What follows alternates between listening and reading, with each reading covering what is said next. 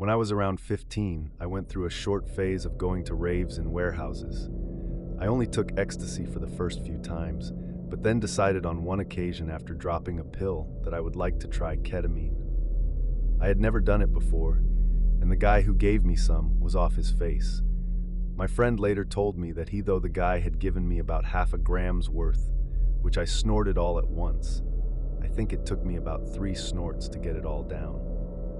I remember my friend looking a bit shocked, but at this point he couldn't really talk. I went to sit in a stairwell with some strangers, and then I remember the first effect. It was as if where I was sitting, the stairwell was a scene or stage whichever 10 seconds was changed, as if each setting was on a pulley system and was replaced. The floor and walls and people were the same, but the materials, lighting, and colors changed. This started to happen faster and faster. I also felt as though I could communicate with the people I was with through gestures associated with a certain movement with my arm. Certain words and phrases or patterns of sound started to repeat, as if they were somehow very significant. The world started to look like a continuously moving pattern that is always very and totally visible, but unperceivable by the human eye, and in its own way totally horrific. I started to feel as if I knew something ineffably awful. I don't remember how I got to the next place, which was the most terrifying thing that has ever happened to me. It was a long time ago, and I think I purposefully tried to forget because it was just so terrifying on a level that is very difficult to convey. However, I have had a few flashes of it since, when inhaling nitrous, acid, and occasionally certain words or patterns remind me of it. It was as if it was the bare emptiness of the world, out of time. There was something digital about it, as if I could look at an object from all angles at once, as if everything was frozen in an abyss and digitalized. I think there were other beings there, as I remember a sort of communication, but it was a horrified communication. Their general messages I was trying to convey or receiving was, "This is the truth. This is it, and it's terrifying."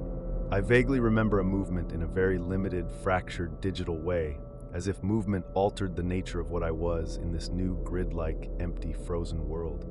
I had no idea what I was, who I was, what was to be a human, or what had happened. But I knew deeply that I had done something very bad. I also felt as if everything was going to end. Nothing from real life existed anymore, and I couldn't recall anything at all. I had no body, just the same feeling over and over. I am lost. Who am I? Apparently I was speaking, crying, saying, "Who am I?" over and over again.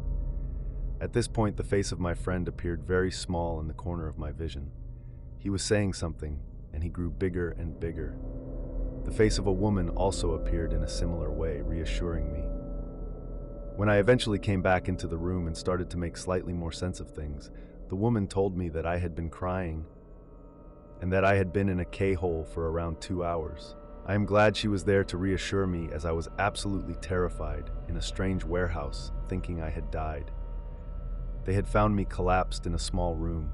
I was very shaken up for the next week or so. I was relieved to be back in the comforting, mundane world. The whole experience was still very fresh, and words or sounds took me back to the same horrifying but inexplicable feelings and revelations. It is impossible to describe just why it was so horrible. I think it was the feeling that has always had been the truth, and that it's so tangible, and yet we in the mundanity of daily life don't see the abyss that is staring us in the face. It was chaotic, meaningless, and infinite. Maybe the horror came from knowing that I had put myself into this state through folly. I had the feeling throughout the K-hole of seeing something I was that was not meant for my eyes, as I was unable to deal with the truth.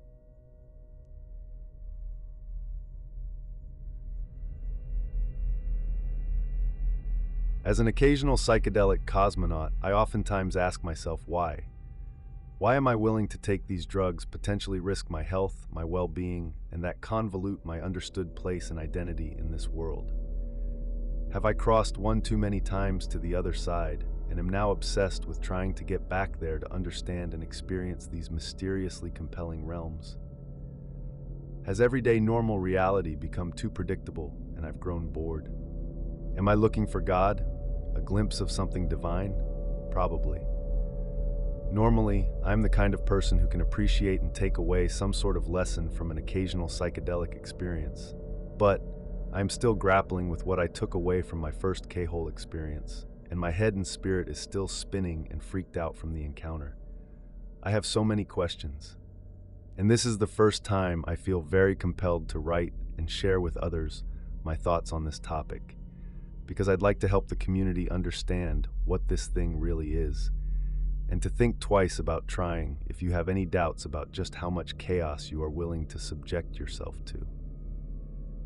The first time I tried ketamine was at a street party in San Francisco with friends, and the amount I took was just enough to feel a pleasant wobbliness and slight dissociation, and I could walk.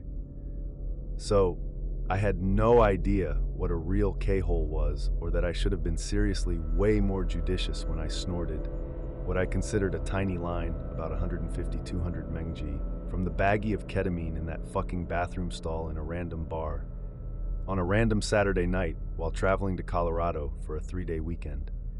I ended up practically face down, traveling through sheer insane realms or dimensions of existence, or a plane or planes of reality for a good 45 minutes before having to be rescued from that bathroom stall of hell by the Colorado paramedics. Definitely not a story I am proud to share, but I feel compelled to, as the episode has definitely haunted me since. I feel like, since this K-hole experience, I have been suffering from a strange and dark existential dilemma or spiritual crisis that has developed around this odd journey. The place or dimension I went to, I have been grappling to remember, analyze, and attempt to make sense of. It may be impossible to do so. It may be impossible to describe to you and difficult to admit such vulnerability, but let me try. When I snorted this small line, my left nostril immediately felt like it was on fire, exploding like fireworks. I got lightheaded and immediately thought, oh shit, it's much stronger than I expected.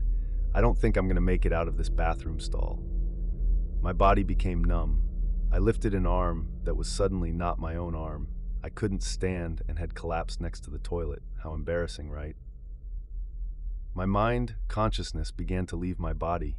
I looked down at my long fishnet legs and high heels sticking out over the cold, dirty tile bathroom floor with dissociation, but these legs were not mine anymore. I had the sensation I was flying or traveling around, spinning, a lot of spinning and spiraling around. I started seeing crazy neon lines and spirals making faces, shapes, buildings, cities. It was incredible, quite possibly the highest I have ever been, but not peaceful at all like I've felt with a natural hallucinogen like psilocybin or ayahuasca. This feeling began to get increasingly uncomfortable, especially as time appeared to suspend itself and this spinning, traveling, floating sensation persisted.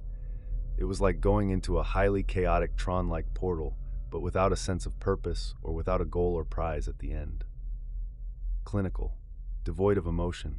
What my very real perception was that I had become a bubble of consciousness with no real identity, no name, that was simply floating through a strange reality, perhaps looking for a place to land but finding none. My I, or my name or identity, had completely dissolved. I couldn't seem to remember my actual name, or if I did, it strangely didn't matter. My understanding of this term would be a death of the ego, but what I would hope for ultimately, and what I have experienced on LSD, would be that my soul finds some solace or peace. I found none here in this place, just stress and a bit of hopelessness towards the end of the experience. For me, it was horrifying chaos.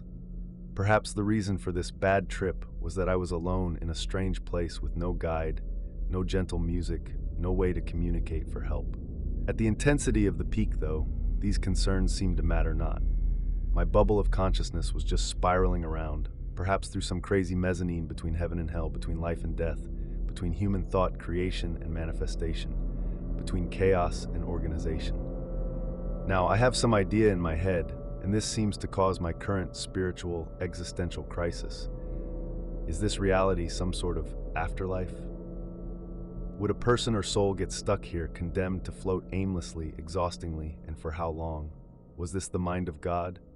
My own superconsciousness, or the world of thought? One idea is that I entered the space where all thought or consciousness exists, and pushes up against themselves, and I was experiencing traveling through it. Whoa! Now I feel sorry for any horses. I imagine Mr. Ed going through this same spiritual crises as I am. Ugh. I would not recommend doing this drug unless you are truly braced for an intense and possibly horrifying psychedelic experience that may leave you with way more questions than you initially set out to ask yourself.